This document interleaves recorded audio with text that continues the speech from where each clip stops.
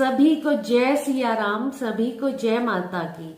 या देवी सर्वभूतेषु बुद्धि रूपेण संस्थिता, नमस्तस्यै नमस्तस्यै नमस्तस्यै नमो नमः।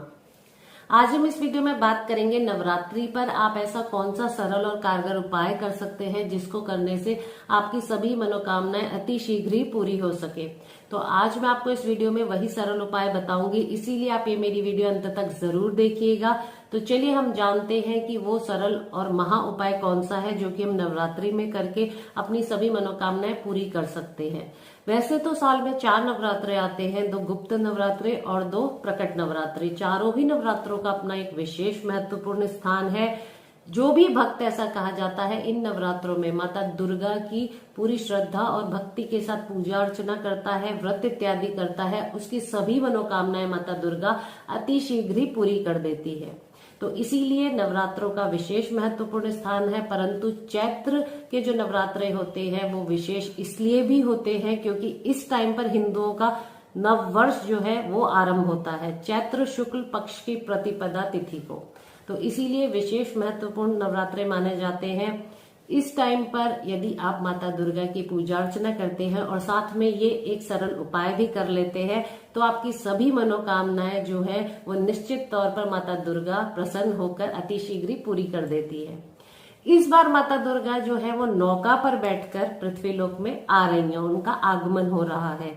अब आप कहेंगे कि माता दुर्गा का वाहन तो सिंह है। जी हाँ, माता दुर्गा का वाहन सिंह ही है, परंतु ऐसा कहा जाता है जैसे इस बार नवरात्रे बुधवार को आरंभ हो रही है, तो बुधवार को जब भी नवरात्रे आरंभ होते हैं वार के हिसाब से कहा जाता है, तो माता जो है नौका पर बैठकर पृथ्वीलोक में आती है, उनका आगमन होता है। जब भी नवरात्रे रविवार या फिर सोमवार को आरंभ होते हैं तो माता हाथी पर बैठकर आती है, माता का वाहन हाथी होता है।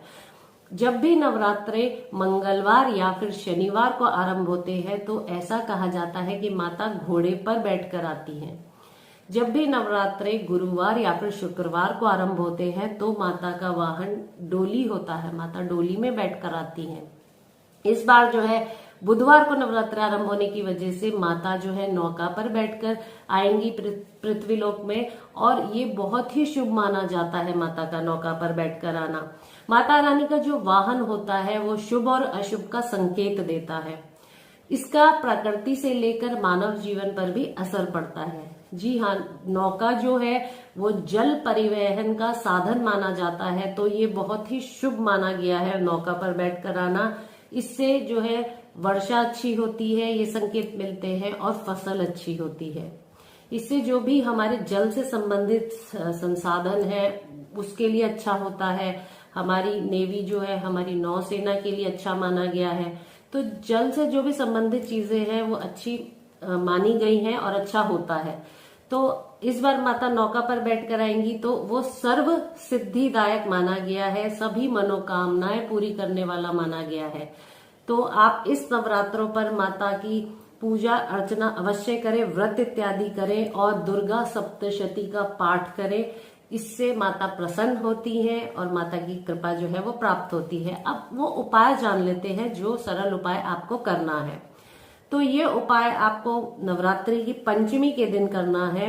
आपको क्या करना है, आप ये उपाय अगर पंचमी पर ना कर पाए तो आप अष्टमी पर भी कर सकते हैं।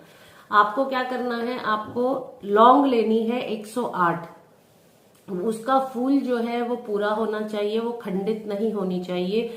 पूरी साबुत लौंग लेनी है। 108 लौंग लेकर आपको वो माता को सुबह स्नान इत्यादि करने के बाद आप अपने जो भी आप सुबह के कार्य होते हैं उससे निवृत्त होकर आप जब भी पूजा करें उस टाइम पर आपको माता को वो अर्पित करनी है। एक एक करके माता के चरणों में आपको अर्पित करनी है, और अर्पित करते हुए आपको 108 लौंग के साथ 108 बार ये मंत्र बोलना है। ओम एम ह्रीम क्लीम चामुंडाय विच्चे, ओम एम ह्रीम क्लीम चामुंडाय विच्चे। इस मंत्र का आपको जाप करना है और वो 108 लौंग आपको माता को चढ़ा देनी है। उसके बाद जब नवरात्रे संपन्न हो जाए तो आपको वो लौंग उठाकर किसी चांदी की डिब्बी में या फिर आप किसी लाल कपड़े में भी बांधकर उसको रख सकते हैं। आपको उसको अपने पास सुरक्षित रखना है। मंदिर में भी आप रखे रहने दे सकते हैं। और जब भी आप किसी शुभ काम से बाहर जाएं, आपके बच्चे का एग्जाम हो या फिर आपका कोई कोर्ट केस चल रहा हो, कोई भी शुभ काम से आप बाहर जाएं, आपको कोई डील फाइनल करनी हो, कुछ भी आपको अच्छा काम करना हो, तो उसमें से आपको प्रसाद रूप में आपको उसको रखना है और उसको आपको एक लौंग लेकर मुंह में रख लेना है और वो रखकर ही घर से बाहर निकलना है। तो ऐसा करने से निश्चित तौर पर यकीन मानिए आपकी सभी मनोकामनाएं पूरी होती हैं और जो भी आप काम करने जा रहे हैं वो निश्चित तौर पर बन जाता है, वो सफल हो जाता है। तो मैं उम्मीद करती हूँ कि आज की मेरी ये वीडियो आपको पसंद आएगी और आप इससे लाभान्वित होंगे और ये सरल उपाय इस नवरात्रि को आप अवश्य करेंगे। आप सभी को चैत्र नवरात्रि की और हिंदू नव वर्ष की हार्दिक शुभकामनाएं। अगली बार मैं जल्दी मुलाकात करती हूँ और एक नए विषय पर बात करती हूँ। तब तक के लिए जय माता की।